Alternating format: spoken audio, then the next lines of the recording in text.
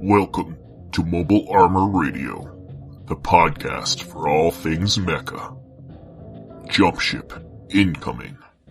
Alright everyone, welcome to episode 4 of Mobile Armor Radio. We're episode 4, right guys? Yes, we are. Okay, just double check it. So, after 3.5, we rounded up. That's right. So I am Chopper, with me is... Brian. And I'm Rob. Yay, we did it correctly finally. You did it! We didn't even have to rehearse this time. That's awesome. It only took us 4 months, but we did it. Yeah. So, alright. Everyone's feeling good? Yeah, September is crazy month. Yeah. What a good one. For everyone. Rob, you feeling good? You feeling for me, ready it's for this? it's the end of the summer, so I'm more relaxed now. Awesome. All right. Now that we've established that we're doing all great, let's move into Dropship. Dropship landing. All right, Dropship. Let's see, Brian, what are you working on? Well, I admittedly haven't made much progress on my Gurren Lagann conversion yet. Mostly been kind of finding the bits and pieces that I want to use for it. I'd like to make it 100% Mantic, just so that it can be tournament official for fun. But I am kind of running into a snag with looking for sort of translucent kind of plastic to serve as the sunglasses for that mech. That's proven to be a little tricky. You'll probably have to get that at a hobby store. Yeah, that might have to be like the bits or bobs that are just not Mantic. Though I have looked at the Star Saga acrylic set as maybe cut some of that up. You could do that, or you could take a crystallid Dreadball team and cut that up. There we go. Or just go to like Michael's and buy like some plastic. That's what I It'd said. be a lot cheaper, I think. This is true. So I'm having fun with it, and I'll probably make that detachable anyway, so that it's like, oh yeah, look at now it's 100%. But apart from that, with the announcement of because I can't stop adding more projects to my docket. With the announcement of Vanguard, also from Mantic, which is the fantasy kind of setting of a skirmish battle, got me interested in making a mech for that. In the vein of ExFil.End, for anyone who's ever seen that show, which is it's not quite steampunk. It's kind of like older than steampunk. But it's like a fantasy mecha show where our hero pilots a giant, suit of armor that's like powered by a dragon's heart. If you guys haven't, ExFil.End. Yeah, I haven't watched it in forever. I know I've seen it, and then like you describe it, and I'm like, that rings no bells, but I know I've seen it. So if you watch, it was right around the same time as Gundam Wing had come out. Yeah. And there's this guy named Alan Shazar, looks and got the same English voice actor for Zex Marquise. They're like identical. It's great. No, it's a crossover. It's his ancestor or something. Yeah, exactly. But it's a really fun show, and really, really cool mech designs. And like I said, it's fantasy based, so it's not that kind of science fiction, but they have really creative designs, and I really kind of want to make one for this fantasy game. There aren't any rules for it, obviously, so I might have to sub in as there are giants in that game. So you can make it an ogre palace guard. Yeah, so I'm gonna have fun with it. I have no idea when that'll be done. Yeah. Sounds like a menu item off a Mexican restaurant. ExFil.End? Yeah. I got a large escaflowne, please, and flour tortillas. Well, it comes with an awesome soundtrack. I'm just saying, Yoko Kanno. It's pretty great. Nice. Yeah. All I have to revisit that one. Yeah. Anything else you're working on, Brian? No, that's kind of been the main to-do list. I did a miniature conversion of another character that's not mecha related, but that was pretty much it. It's been a busy month with non-hobby things, unfortunately. The real world. Mm-hmm. All right, Rob, how about yourself? What have you been working on? Well, I always get the Gundam loot, so I made one of those. It's always some crazy name, but he's pretty cool. He's orange. But other than that, I did buy a G armor. I found it's a different scale. It's like a really old kit, and it's I've always wanted a G armor plane from Gundam, so I finally found one. So I made that, which is fun. But the kit was terrible. It was like it was made before there was such things as like tabs and stuff. So you just like gluing planes to planes, like just flat planes to flat planes, and it's like gotcha. Trying to hope that the glue holds. So yeah, not the best. That's a thrilling. And then mostly I've been doing Battletech. I've painted a lot of the Battletech I got at Gen Con. You've been doing Merc bands, right?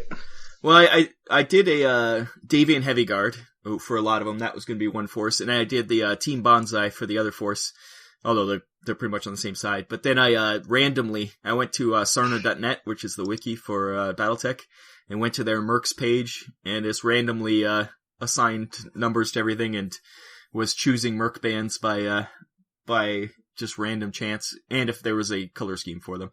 So yeah, that's starting up soon. Also, I'm going to do for the box set that I got at Gen Con. All those models are going to turn into ComStar to have a real enemy force, because we all know ComStar is the bad guys. So, so I've been doing that, which is good, and I'm about halfway through all those mechs. And then obviously I've been doing Cav. I repainted some of the old ones and been working on some of the new ones. I chose color schemes that really don't go with what's in the book, but I still enjoy them. So, which ones have you been painting? Well, I had just a smattering of everything. Yeah, because I have random mechs before I got really into it. I bought lots at Adepticon, so I have random mechs. The ones I'm actually going to be doing Templar and the Principality, which Amarithal. We can never say that word. Amarithal. Yeah, those are going to be my main ones, and I think I have none of either of those mechs. So it's good. I have the open palette for those guys. So it's all just random other mechs that I've just done, and the color schemes are going to be off because I didn't know there was color schemes until after I started painting them. So, well, I mean, I guess they have idea of color schemes. I guess. Yeah, and it's fine. Yeah, I know. And so I'm doing a lot of Cav. We'll obviously talk about Cav some more in ComStar, but doing that. Other than that, I think that's it. I do have a Robotech Veritech fighter, a Valkyrie, that I had for a long time, so I finally primed him all white, getting him ready. Probably going to do Roy Fokker paint scheme on him because he's my favorite. The black and gold, black and white. Yeah, black and yellow and white, yeah. And I also have it in, what's the other form? The half plane, half leg form. I can never remember. The Gerwalk? Yeah, Gerwalk, yeah. So I have that too. So I'll probably do like 2 versions of it. So that might be fun. But that's in the future. Sweet. So I haven't done that yet. Other than that, that's about it. I think that's all that I've been working on for model-wise. Oh, I did do, Gundam Loot did give me one of those, it looks like a green ball. The mascot kind of things. The Haru. Yeah. The Haru. Man, those things. God. I thought the chibi stuff was bad. This is a new level of bad.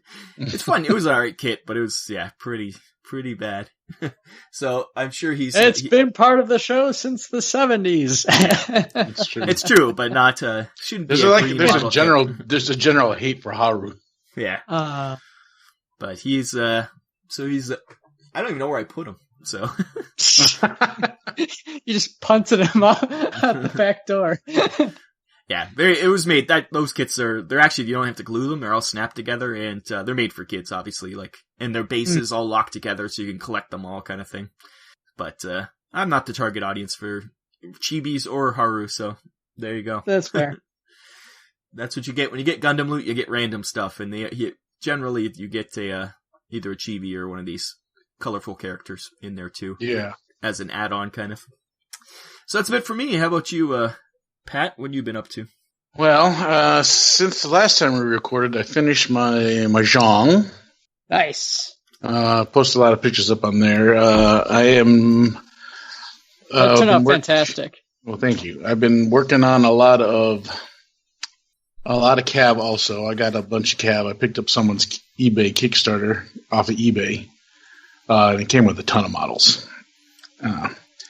So I've been kind of playing around with that, and as I painted them, since they're a bigger size than Battletech, I've been practicing some of these techniques that I want to do for weathering on my Mahjong on the cab models before I mess around with it. So I've gotten pretty much down most of the techniques that the guy Mig was using in the book. Again, that ammo by Mig. So I think I'm going to try a couple more things with some smaller models. Then I'm going to bring the Zhang out of the glass cabinet, and I'm going to try again and weather it up now. So, weathering's always scariest because you're like, hey, it's a perfect paint job. Oh, now I have to ruin it. I mean, I posted a lot of the pictures on the Mobile Armor Radio website, and I think it turned out pretty good as is. But I really want to weather it up. I really want to make it look like it's been that last battle against Amuro, yeah. Amuro, yeah. Nice. So then again, calves. So I've been painting up a lot of that. I've been practicing different things with painting up that. I painted up a Ritter Force, and I'm in the middle of the process of painting up a Rock Force. But as far as anything else, I did get my Gundam loot. I have not built any of my Gundam loot yet. That Zhang was all encompassing at one point. Yeah. But I was able to, I got together fairly quickly, considering, the amount of time I get to work on it. But I got some more Gundams. I picked up did I have the Goof last time we talked? I don't think so. Did you? Yeah, I picked up a Goof. The classic style? Yeah, it's the 7B. I picked up a Goof at Chicago Comic-Con, as a matter of fact. Nice. There was a guy, Galactic Toys, out there in Kentwood, Michigan. How far is that from you? Ooh, I'll have to check. But he's got a giant collection of Bandai kits. So I'd give him a shout out. I forgot the guy's name though, but he was a really cool guy. He was a good guy, and we chatted a little bit. I gave him our card. Told him I'd give him a little shout out. So Galactic Toys over there in Kentwood, Michigan. If you're in the Michigan area, check it out. He's got a lot of nice little kits. I picked up a Goof and a gun tank kit. Ooh. Yeah, I have the gun tank. I love that kit. It's one of my favorites. Yeah. So, of course, that'll be a little bit in there on the line because after the Zhang is done, I got to get to my Mospitas. Yeah. All three of them. And then after that comes the Goof, I think. Nice. Yeah, Kentwood's just like a little bit south of Grand Rapids, so just about an hour away from where I am. Oh, yeah. Maybe you and old Rick can take a little drive down there and check it out. Totally. Cool. Of course, in my Gundam kit, I got a friggin' Chibi Zaku. It's pretty cool, though. The Chibi Zaku is funny looking. It is. I mean, it's way better than the Chibi Gundam, that's for sure. Then I got the acrylic clear action base that goes on so you can put any of the Gundam models on them. Yeah, I like those. I like the bases for them. I did buy one from Amazon that I put one of my big ones on. And I do like those. It also, for on a shelf, it's nice to raise stuff above, because otherwise everybody's about the same height. You want to get some stuff in the air so you can show some of the stuff at the back. Yeah. And then I got the Gundam GPO-1FB full burner. Burner N.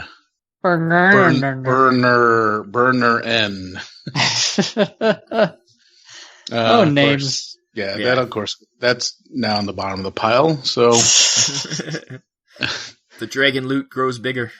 Yeah, I think I'm literally going to stop Just take a break from your subscription for a while. Yeah, I think I need to stop, or else I'm never going to get anything done.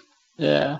Well, that's why I stopped buying extra stuff. I only have the subscription now. That's the only Gundams I'm going to buy for a while. Just get one a month. I can handle that.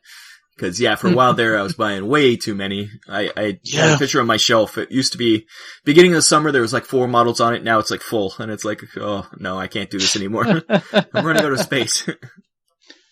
Yeah, it's true. But, even the once a month still is a little too much because I got such a backlog. You blow through yours faster than I blew through mine, though. So I think that's the difference there. Yeah.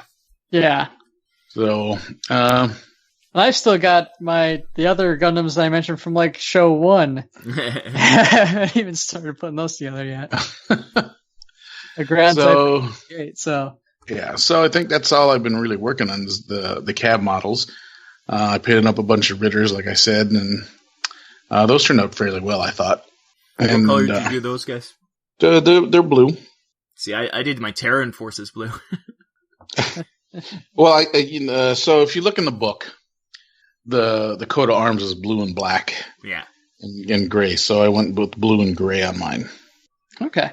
But again, you can look on the Mobile Armor Radio Facebook page and check out what I've done. Yeah. I had to paint the company symbol on them too, so I chose a symbol that was fairly easiest symbol. Yeah.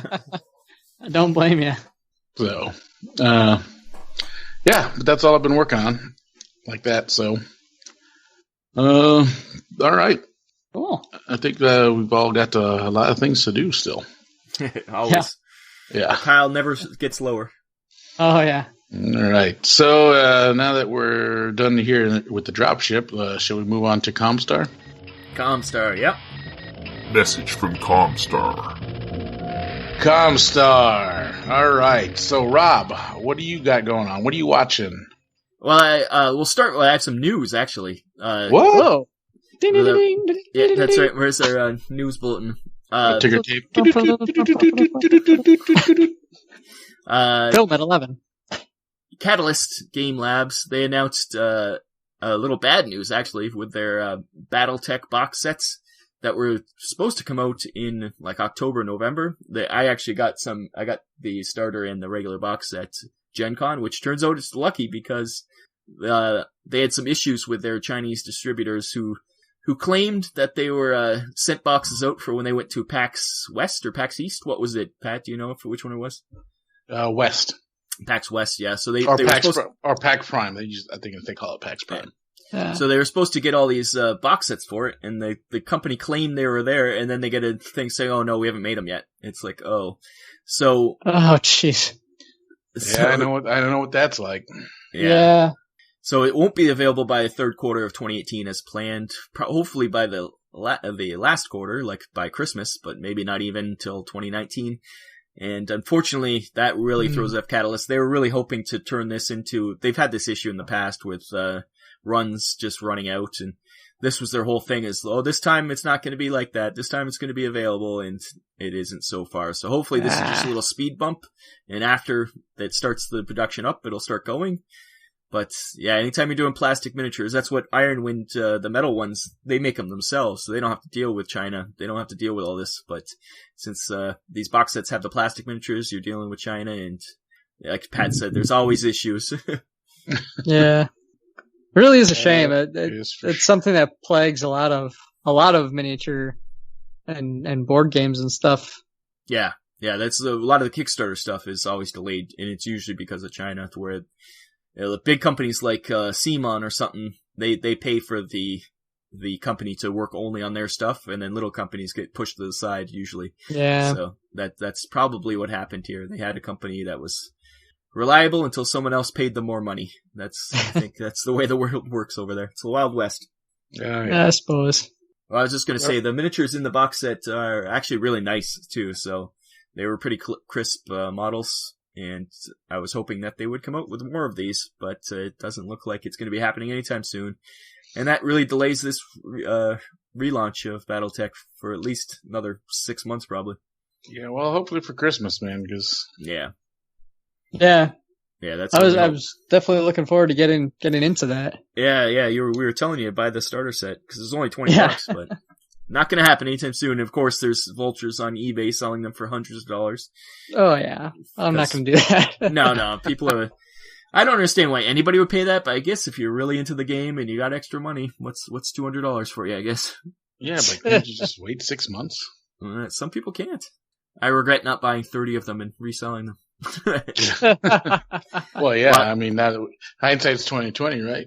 Well, I guess I heard stories about at Gen Con where somebody said that the guy in front of them bought 15 copies of each, and they're like, yeah, we know what you're doing, like. Mm-hmm. Yeah. Either he's buying them for a store, he's just going to resell them at a store, or he's buying them to sell on eBay. So. Yeah.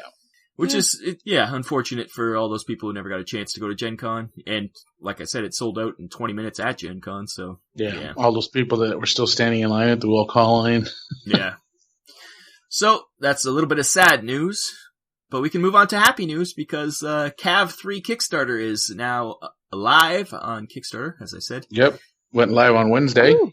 Yep, and they're as we record this, they're very close to getting to their goal. So I think by the time this is released, they'll have hit the what do they call it? The stretch goal? The funding goal? Yeah, their funding goal. They'll start their stretch goals. They've been showing off a lot of stuff, and obviously that giant dropship is high on my list of things I want. I guess it's going to be about $75, but it's huge, so it's going to be worth it. But I can't wait till they release that. I wonder how far down they are. Yeah, we'll have to see. They didn't post any of the stretch goals on the Kickstarter yet, so we'll have to wait and see. But I'm looking at it right now, so as of recording, they are $1,200 short of reaching their goal. Yeah, so that's nice. Good for them. Yeah, there's still a lot of time. There's still 28 days to go, so. Yeah, that's always a good sign. So hopefully, as they put stretch goals out and as they put on more add-ons, they do have right now an add-on for the book for only $25, so that's pretty good. If you're using this Cav Kickstarter to get into the game, that's a nice way to start. And can't wait. We did have if you go back in the feed, we went MAR 3.5. We interviewed John Walker, not U.S. agent, but the guy who runs Cav, Texas Ranger. Wait, he's from Kansas City or Kansas. Yes. Kansas Ranger. Yeah. So he had a good interview there, and he was telling all the new stuff. And he also, we never got in the interview, he was explaining the new plastics too. And remember what he said about them, Pat? I can't remember, duometer? Is that what it was called? Oh yeah, I'd have to listen to it again. I forget whatever the meter is of how hard the plastic is. That's not in the show. He was talking about that after he stopped recording. He was talking about all that. Oh, it's not? Are you sure? I thought we talked about it. He talked a lot about the metal and the change from like tin and whatnot, but yeah. No, duometer sounds good. Yeah, it's how stiff a miniature is, and the Bones miniatures are like, I think he said they're about 70, and the last stuff from Cav was about 80 or something like that, and he said these new ones are like 90 or something, so it's gonna be even stiffer. It's durometer. Yeah, there you go. And he was showing them off, and they, if you ever touched a Cav miniature, you can really bend them. They're stiffer than Bones material, but they're pretty bendable. But this new process with multi-part molds, he's said that you can get nice stiff miniatures. And they're doing like 90.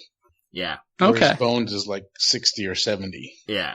So it's going to be nice and stiff, so that hopefully when they come out of the mold too, they won't be as warped. It's super easy to fix with hot water, but still, it's nice to have them straight out of the box and hard, so you don't just bend when you touch them. A lot of people are against that. I'm like, as long as they stay straight, I don't care how bendy they are. Right. Yeah, I mean, I prefer the harder plastic myself. I have a couple. He sent a couple with us, and when we talked about it, I picked it up, and it's a hard bend. So yeah, that would actually be kind of a fun topic for one of our shows, just to kind of talk about the different like plastics and everything. Because I know I'm not very familiar with the different kinds and the advantages and disadvantages. So that would make for a really good hobby episode. Yeah, well, we'd have to find someone who knew what they were talking about. Because yeah, I don't know the minimum. We'll have to find a professional. An expert. Yeah. So that's all the news. Yeah. Go back, Cav 3.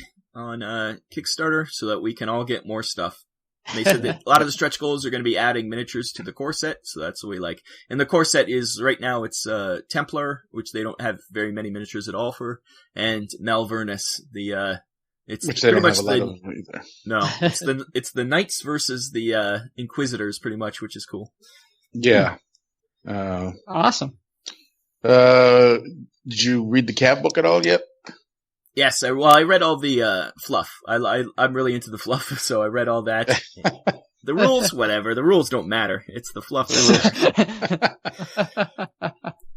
I read the quick start rules. I'm sort of, I know what the rules are, but I really like the background of all the different races. Yeah. And how they kind of play off each other, and it's really interesting. And like you said in that 3.5, those new flashpoints are going to add even more background to all those guys, so that's kind of cool. And those are going to be free, so I can't wait for those to happen. Yeah. All right, Brian, what about you? What are you reading or watching? Well, after the last episode, I decided, I think I might have mentioned that I was going to do a rewatch of Zeta Gundam, which I did. I burned through that whole show, all 50 episodes, in pretty quick succession. It was the first time I actually watched it with the English dub, as opposed to watching it reading subtitles. I know might get some boo hiss from the audience there, but it like the dub itself wasn't bad. Some of the writing is a little rough when you hear it in English. Mm-hmm. But it was mostly for time, like I was kind of having to multitask at the same time when I put the show on. But it was really fun to rewatch it. It'd been quite a few years since I'd watched Zeta Gundam. And it was neat to see that journey for Camille and basically a series where you have the characters from the last show and they continue to show up. They have a role to play, but they don't overtake the new characters that were introduced in the show.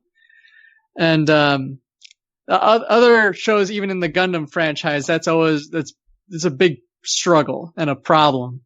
I'm looking at you, Gundam Seed Destiny. So, that was fun. And then I also managed to cram in, all of, Gundam Unicorn. I watched all of that again. And, that was really cool because when I watched that originally, it was as the episodes were coming out, which was many months in between episodes.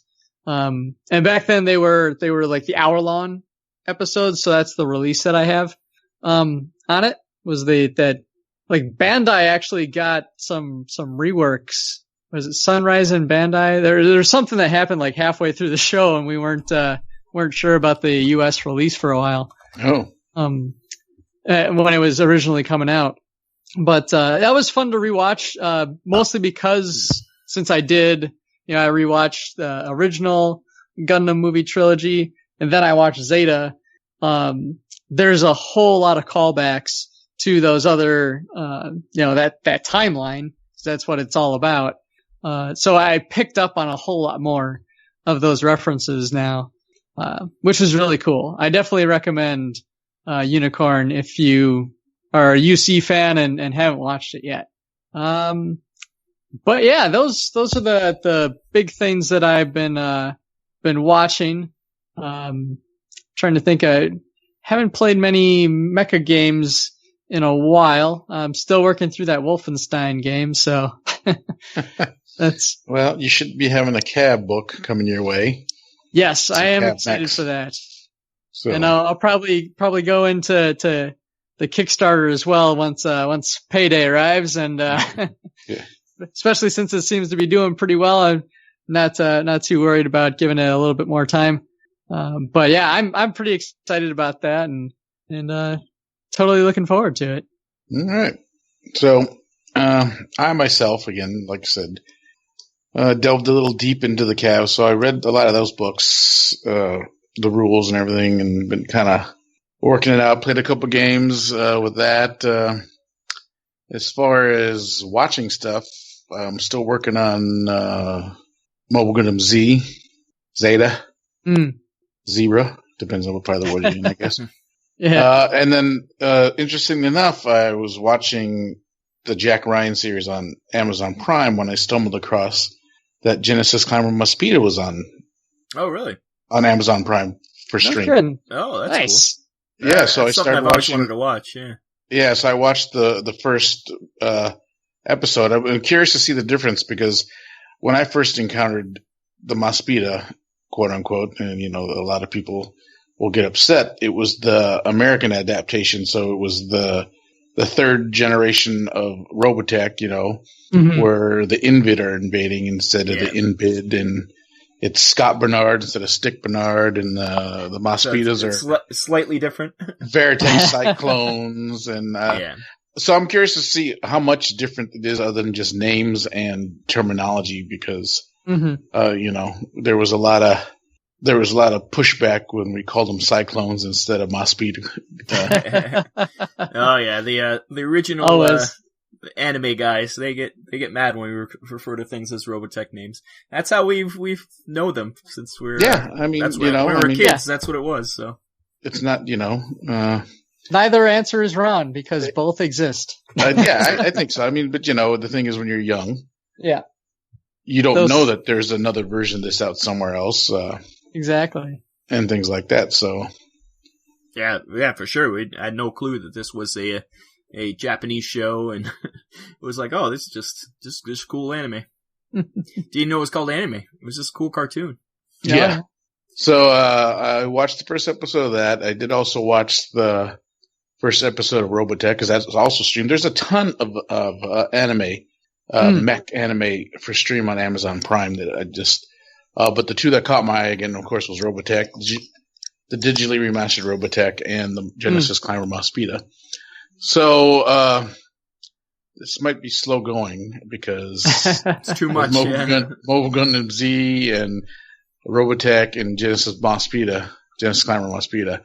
I just don't know how fast I'm going to get to all of those. Yeah. And then most of those, like with the exception of Robotech, like, are you watching it all subtitled then? No, the Robotech just remastered is dubbed. That one does. The other ones, so yeah. The other ones? The Mosquito, I think, is dubbed too. Oh, that's nice. Remember. I can't. Don't quote me on that because I can't remember. It was a while ago when I watched it. And you're just reading things that just in your head, anyways. Yeah. Well, here's my thing about dub. I think I prefer dub because then I can focus on what's going on. Yes. Yeah. Me too. With subtitles, I feel like I'm being distracted, and my point to this is, so I was in Sweden visiting my cousin when Return of the Jedi came, or Revenge of the Jedi, or Return of the Sith. What is the last third? Revenge of the Sith. Revenge of the Sith. You almost got there. You were dancing around. I got all the right letters. I just couldn't get there. So when Revenge of the Sith came out, I went and watched it with him in Sweden. Now the stupid thing is, the movie was in English and subtitled in Swedish, but I found myself reading the damn Swedish words instead of watching the movie, and I can't even read Swedish. And so I'm just reading the words I'm like, oh my god, get distracted from the movie. Yeah. So I really have while I think subtitles are great when you need them, but I prefer subbed just because of the distraction. Yeah. So like if the Swedish language could distract me from watching an English movie, oh my god. Yeah, no, I agree. I find I miss. When I used to watch a lot of subbed, you'd get used to looking back and forth, up and down a lot. But now I find that I haven't watched a lot of subbed stuff, so I get just caught up in the words, trying to read the words, and then I don't watch what's happening on the screen.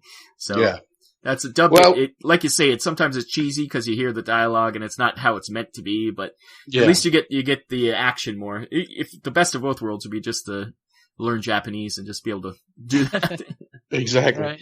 I mean, again, I watched the original Mobile Suit Gundam, rewatched it again prior, and when I first watched it, it was subbed. So I watched it that way, and then the second time I watched it around with this new version, it was dubbed, and I found myself seeing things I don't remember seeing when I watched it the first couple times. That's how I felt with Zeta. Yeah, I had the same experience with Zeta since the first time I watched it subtitled and watched it dubbed. I was like paying a lot more attention to what was happening on the screen. So yeah, they're good like that. So yeah, if you guys got Prime, check it out. Maspida is on there. There was another one in there that I wanted to check out too, and I can't remember what it is off the top of my head.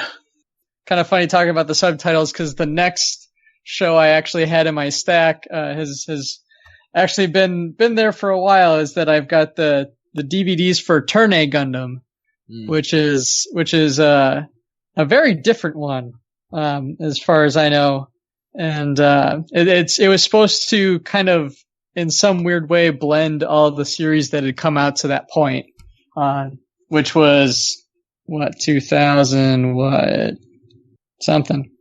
I'll look it up later. What is Razafon? Do you know that one? I've heard of it. I've never watched it. It's like RAX. Yeah, RAHX. Oh yeah. Yeah. I remember that one too. Yeah. That's on there. Robotech with an X.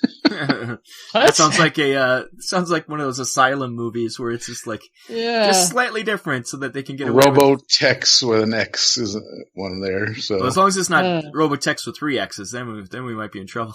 Yeah. Oh, they actually got the Macross on there. There you go. You can compare that one.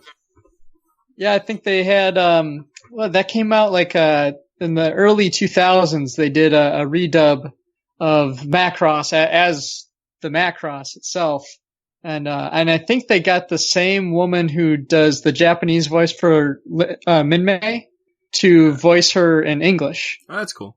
Yeah, she's got a kind of a French accent, which was interesting, but yeah. So yeah, there's some really good animes on it. Prime. That's cool to check out. What else? So we talked about the Cav, right?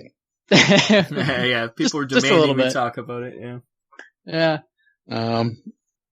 Any books you read? I have not read any books because once I got the rule book, it was really about playing the game and just playing the game and figuring out the rules. So I've been kind of going back and forth with that. And with the pushback for Battletech, I think Cav is just going to hold its place until Battletech comes out. Yeah. I have been collecting all the old Battletechs. I have my dealers out there. I got Fabian out there looking for Battletech for me, and he's the man. So I do have people out there getting all the old FASA Battletech books. That's what I'm collecting right now. So I've been doing that a lot too. Nice. And, yeah.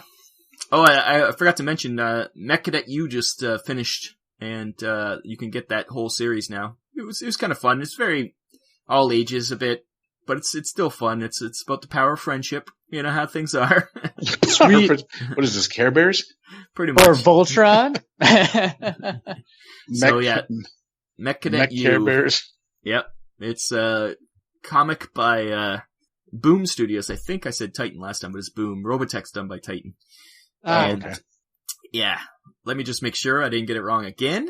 I'm pretty sure it's a charm. Yeah. But yeah, it's a fun series. Like I said before.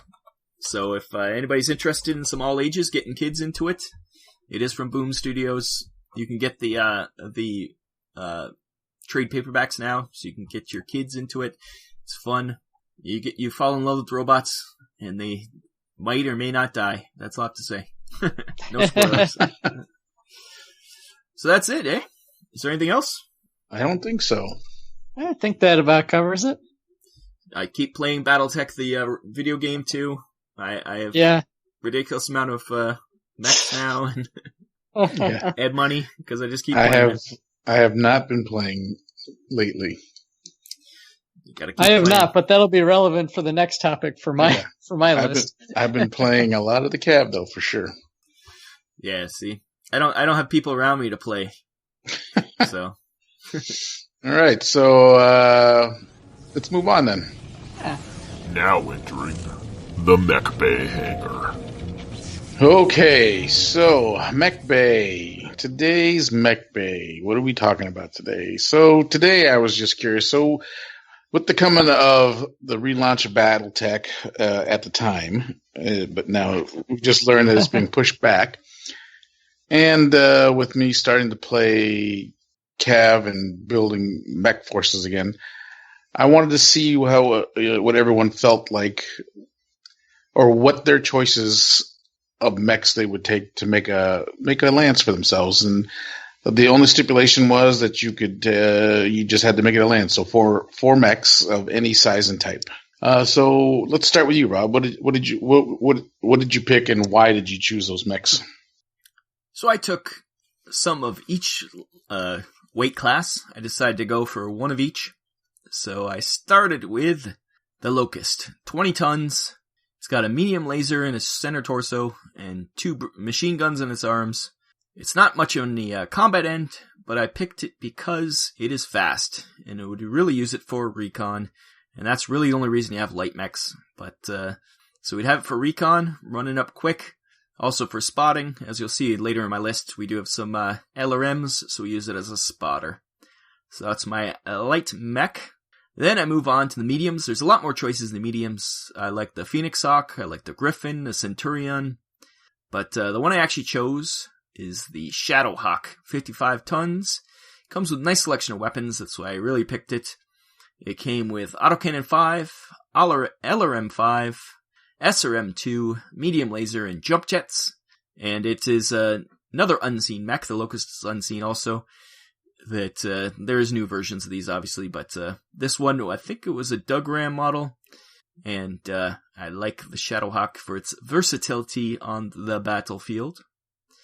Next for my heavy, I would have picked the Mad Cat, but I had to stick to pre-clan to avoid Pat yelling at me. So I chose my favorite looking mech, the Marauder, 75 tons, 2 PPCs, 2 medium lasers slung above each other on the arms, up and down, and chicken walk legs, and then a big AC-5 on its top of it as a turret. And it is the best looking mech ever made. Mad Cat's up there, but the Marauder obviously is part of the Mad Cat. Mad Cat's Marauder and Catapult put together, or Timberwolf if you want to call it the real name. But I love the Marauder. And the arms, the big on top, classic look. Originally it was Robotech, Zentradi heavy battle mech kind of thing, so that's why I chose that one. Another unseen mech. And you'll see a bit of a theme going with my mechs, but it's because that's from my time period of playing Battletech as a kid. That's right when all these ones are all in. And lastly is the Assault Mech. There's obviously a lot of good choices. Classic choice would be an Atlas, which is on our logo, or even a Battlemaster. But I went something needed in any lance, and that's fire support. So I chose the Longbow. Longbow is another unseen mech. It was a Destroid, I believe, in Macross. 85 tons, 2 LRM-20s, 2 LRM-5s, 2 medium lasers. That's 50 missiles, long range, nothing to sneeze at. Softens up the target, allows the rest of my lance to finish it off. And I do like that way of playing the games. And even in the video game, I do shoot at long range, like the missile launchers. I do have a shout out, speaking of the video game, of the twin AC-20 with an LRM-20 King Crab. It's a favorite in the video game for me, because those 2 AC-20s will pretty much core anybody under a assault mech, so it's kind of nice. Brian, what did you come up with? All right, so this will be one that you guys can make fun of plenty, because I haven't played the tabletop game yet, so I'm not as familiar with how you really want to kind of strategize for that environment. So this is mostly the lance that I have in the video game as of right now. No worries. That'll work out too. Which is extra funny because I haven't played the game as much as you guys, so I'm still working up to it. So I just have a slew of medium mechs. So to start off with, and I think this one is typically what I put kind of my second best person in, is the Blackjack, which I think is one of the ones you start with, if I recall correctly, or can start with. It's got the 2 big autocannons that are loaded out for range, so it's really handy at long distances. My play style is often kind of in that mid-range, where I like to mix it up to have a good complement of long range and then a complement of kind of that mid-range, and at least one dude that can really run in and beat people up if needed. So the next one I've got, it kind of fulfills more of that purpose, is the Vindicator. And admittedly, I didn't recall checking which. Oh, okay, that only has one type. I've got the list of all the mechs up in front of me too, and that one's a nice solid choice that I run around with a lot. Then I think that was one of my most recent gets actually in the game, and then the Shadowhawk is another of my mainstays. I think that was like one of the second ones I got. That one's a pretty sweet suit that I always like to have around to take out some guys with some missiles at different ranges. And then the last one, and I typically, I think, if I recall correctly, reserve this for my plucky hero, is the Centurion. Yeah, he's one of my faves. He was on my short list. Yeah. Yeah, the Centurion was actually almost one of my picks. It's a great suit, both from a loadout perspective and just like the aesthetic of it. Really is pretty sweet. Really spoke to me in that way. So definitely another really solid pick that has that versatility. So far in the game, that's kind of been the thing that's worked best for me, is just being able to have most of my suits decked out to be able to handle different situations themselves, as opposed to having more strict dedicated roles. So that I'm sure would change as I play the game a whole lot more.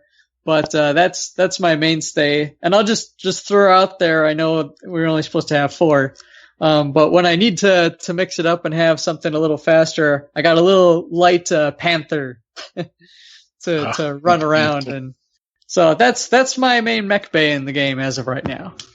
Yeah, mediums seem to be the sweet spot for Battletech. A lot of good mechs in there, a lot of variety. Mediums are solid, yeah. Mediums are solid. But I do love the aesthetic of some of those heavy ones. I can't wait to unlock some of those or buy them in the game, like the Atlas and all those other ones. Yeah, the assault mechs in the game are real fun. Yeah. But, unfortunately, there's only 2 in there. There's only the Atlas and the King Crab. But yeah, I do. Well, right now my whole bay is filled with the assault mechs because I play too much. But I try to kit them out all different ways, especially missile boats. Although people have online, you can find people making different loadouts for other mechs. I can't remember the mech they use, but they got like 5 LRM-20s in there, so that was a nice loadout. Yeah, that's nuts. I definitely like. I think I'm more prone to the lasers myself. The energy weapons. Just I like that idea of not running out of ammo. They put out so much heat. Yeah, then you just pump up the heat sinks. It's great. And then you have no more. The best thing about Battletech, though, is you can make all those compromises, like put more heat sinks, but then you have less armor.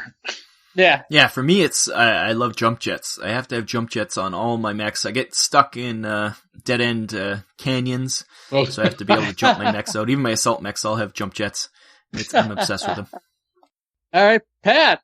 All right, so we'll start with the lights. I, like you, Rob, took one of every. So starting with the light mechs, I go with my favorite because it's one of my favorite tactics. Even when I played the tabletop game, I took the Firestarter.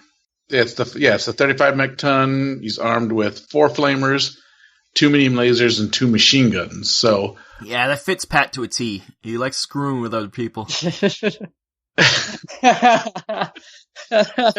them on fire. Make their heat sinks go up.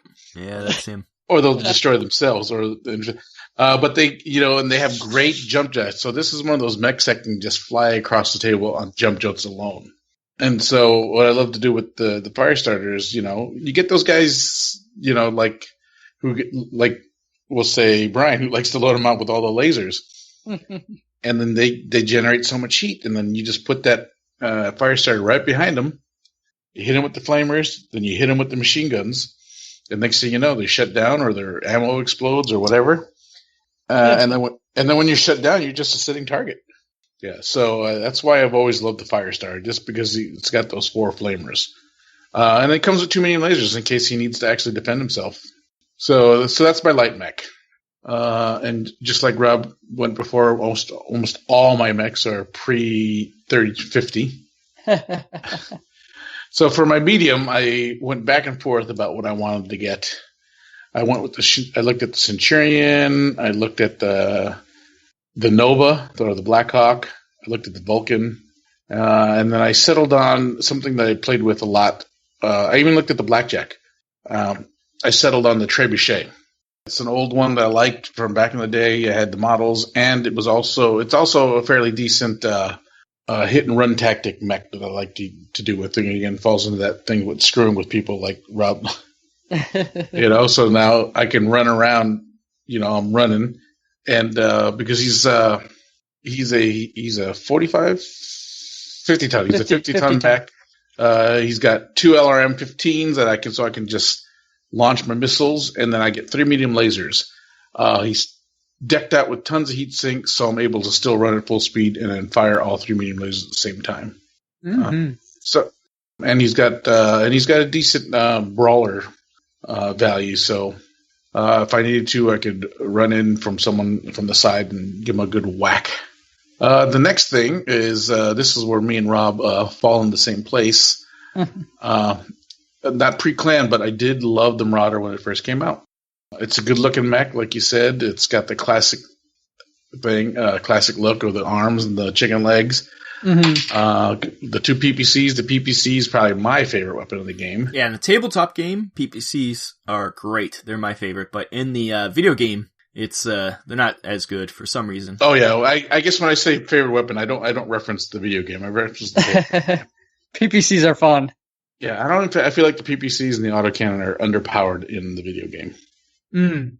But the PPCs has got 2 PPCs in the arms, like you said, the medium lasers underneath it, and then the 1 autocannon on top.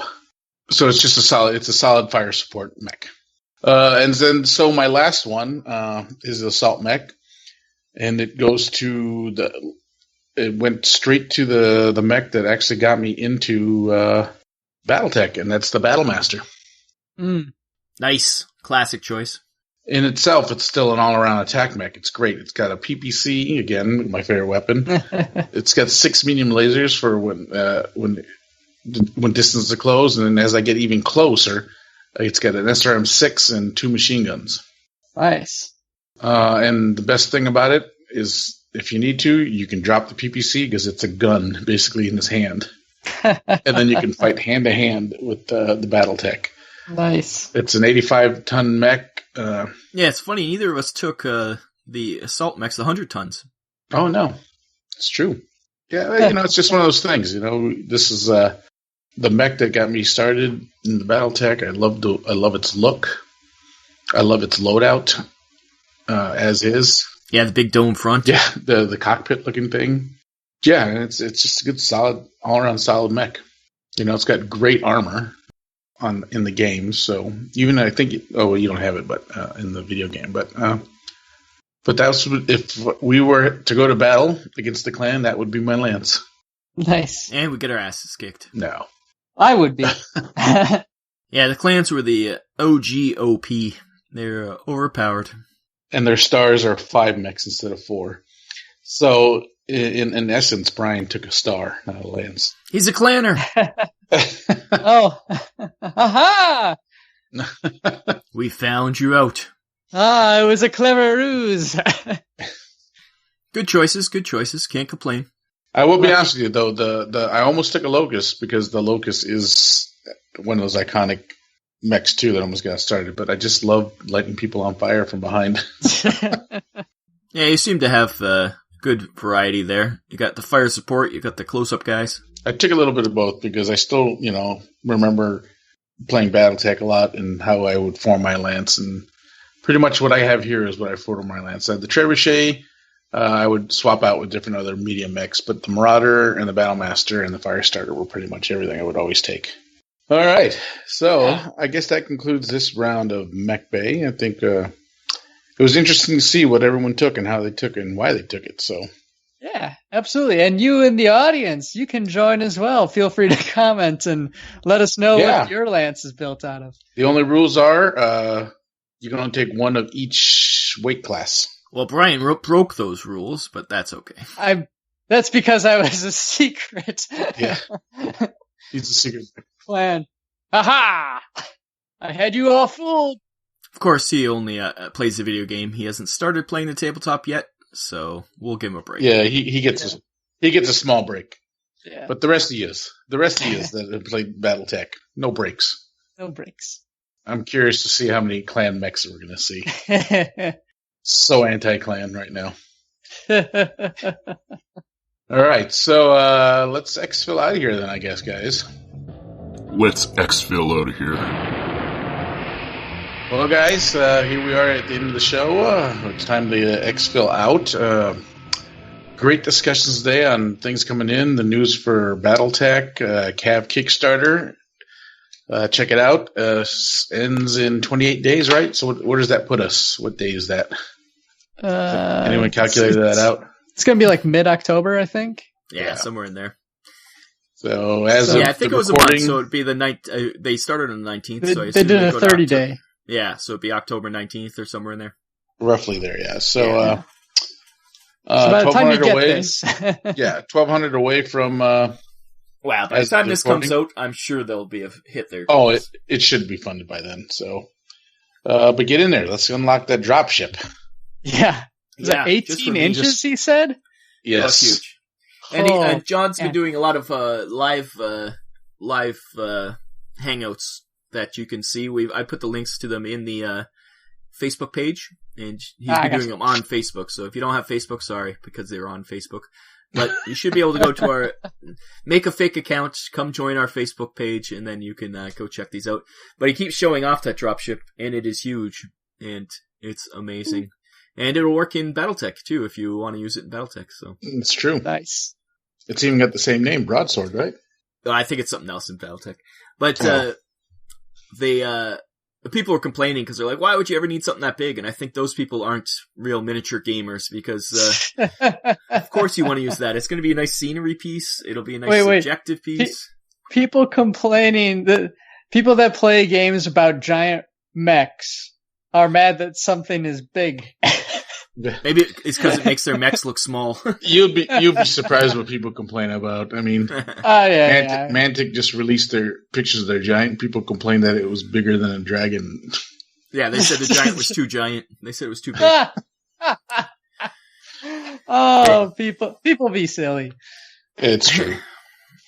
But yes. So, please. Kickstarter, So, join it up. Like Rob said, get that dropship unlocked. Anything else we should mention before we get on out of here? Join us on our Facebook. We do post a lot of those pictures on the Mobile Armor Radio group. You just have to apply. The moment I see it, I'll throw you in there. And keep posting pics of your models, your Bandai kits, your Cav models, your Battletech models. Cav has taken over a bit because of this Kickstarter, but we do want to still see those Gundam models, Battletech. It was probably good to change it up a bit because the last couple of shows we did talk a lot about Gundam. Yeah, we were very so good it is nice to spice it up a little bit with some other awesomes. Yeah, we always post our things we find on the web. All of us always find something. Like I know Brian posts a lot about new anime coming out or things that he's found, and Pat's mostly been Cav lately. Oh, and plus your big guy, the Xion. That does remind me. One of the things I think I posted, shared the post, the Pat Labor series in its entirety is getting a re-release. For, I think it's going for like $80. Don't quote me on the price. It's on, the Right Stuff, site. They're doing an official, US release with, all of the Pat Labor content. So the OVA, the TV show, the 2 movies, and I think there's more than that. So it's a great, staple of giant mecha, meets cops. Yeah. And I have to rescind my thing. Don't go to our Facebook page because you will end up spending way too much money because there's too much cool stuff being posted. And that's another thing that's on my list of things to buy now. Thanks. Thanks, Brian. Yeah. I regret nothing. Yeah. So again, Mobile Arm Radio, like you may look like we're Cav centric, but we are truly a little bit.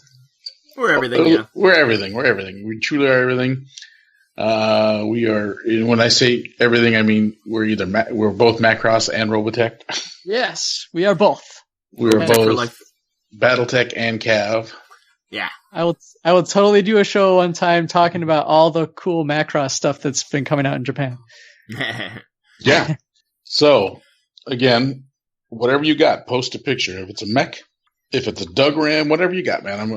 We love looking at all those different things. We love chit-chatting about it all, so. Or even if you know games yourself of other tabletop games. Yeah. Oh yeah, there was someone said that you wanted to talk about something I never even heard of the game before. Yeah, the what is it? Something Academy? Yeah, I'm looking for the post now. We'll have to check that out, and then we'll get back to you on that one because please, if anybody has anything else, in our file section, we put up a game that somebody created so that you could use your Gundam models in that game. Oh, actually, no, that I don't think that was actually a release game that didn't get much traction, and there are. No, we have two different ones. We have one that you can use your Gundam models, plus you found that other one, which was a 1/400th scale for Gundam. Yeah, that they were pre-painted ones. Yeah, pre-painted ones. So. And the community, it was released in Japan, so it was all in Japanese, but the community translated it to English, so you can actually try that out if you have those models, or even if you I'm sure you could use Cav models for it. Rule sets is an interesting thing, because I still don't think the perfect rule set is out there. A lot of people like that Horizon, what is that called? Something Horizon from, what is that called? Anyways, there's that one game, it's higher level, I think, a bit. And then, of course, Cav, and then there's a bunch of other ones. So, hopefully, we can get people posting that kind of stuff, all the different rule sets. Gunframe Academy is the other one. So that's another new one that people like. It's very anime. I think you're pretty much trying to play through an anime, which is fun. Awesome. Yeah, and it was Gundam Tactical Battles was the one that was released, and then the other one was called Mobile Suit at War. It was the homemade rules for the miniatures. Those are all in our file section, so come on in there and check that out. And if anybody else has any other games, like Brian was saying, we'd like to check those out, because I still haven't found the perfect game. It's one of those things where I'll know it when I see it, but so far I haven't really found the perfect game. They all do something I like, but eventually we'll find that rule set or make it ourselves. That does everything. Yes. Dead Zone Mech Battle 2019. Well, yes. Plus that, if anybody's going to Adepticon, start making your mechs, because we're using Dead Zone Striders or Iron Ancestors or Stunt Bots if you can find them. All Mantic, well, as much Mantic as you can make it, and we're going to have a mech battle at Adepticon. Probably unofficial, but it'll be fun. Everybody's going to bring up their custom mechs that they have to look like an anime of some sort. We have a friend who's doing, I think we talked about it, he's doing the heavy gear. Brian's got a bunch of different ones to choose from. I have a secret project I'm working on if I can get hooked up with some Striders that someone's supposed to send me. It should be fun. Right. This is a fun show. Yes. So there's lots going on, and check in, because as things go on, we'll be talking about other stuff. And I do like custom, so anybody's doing custom mechs, put them in there, because I love that stuff. Anything else we need to talk about, Pat? No, I think that's it. We covered a bit. Just a big thank you to everyone that listens and comes to the Facebook page and posts. You really are making this little project of ours take off and really fun to do. And, I love chit-chatting about the mechs, Yeah. Great community so far. It's really fun. Yeah. And we will be bringing even more interviews like we had for Cav in the near future. Yes, John's a good guy, and he's more than welcome to come on anytime he wants again. Yeah. Well, I'm sure we'll check in with him before the Kickstarter's over to see how it's going. But we have some other things on the line. We won't announce them yet because they're not 100%, but we hopefully get some more. And hopefully we'll get some other contacts with people. I'd love to talk to people like the comic people, or I wanted to hook up with the guys doing the new Robotech role-playing game too, because that would be very cool. Oh yeah. So there's a lot out there. We just have to get in contact. So if anybody has contacts, send them our way. Yes, for sure. All right. So for Mobile Armor Radio, I've been Chopper. I've been Brian. And I'm Rob. And we will see you again at the first of the month in November. Yeah. This is October. We're going to November. Rob. It'll be Rob's MechBay at that point. Yes. And I have an idea for it, so. All righty. Should I announce it now, or should we going to wait? Just wait. Yeah, make it a surprise. Okay. I'll make it a surprise for everybody. All righty? Yeah. Are we just ending it like that? Sure. Why not? Sure. Okay. Or we can end it like this. Good night, everybody. Good night, everyone. Bye-bye. This has been Mobile Armor Radio. Join our Facebook group by searching for Mobile Armor Radio. Find us on Twitter at @MArmorRadio. Find us on iTunes and visit our website, mobilearmorradio.podbean.com. Join us on the first of every month for more Mecha discussion.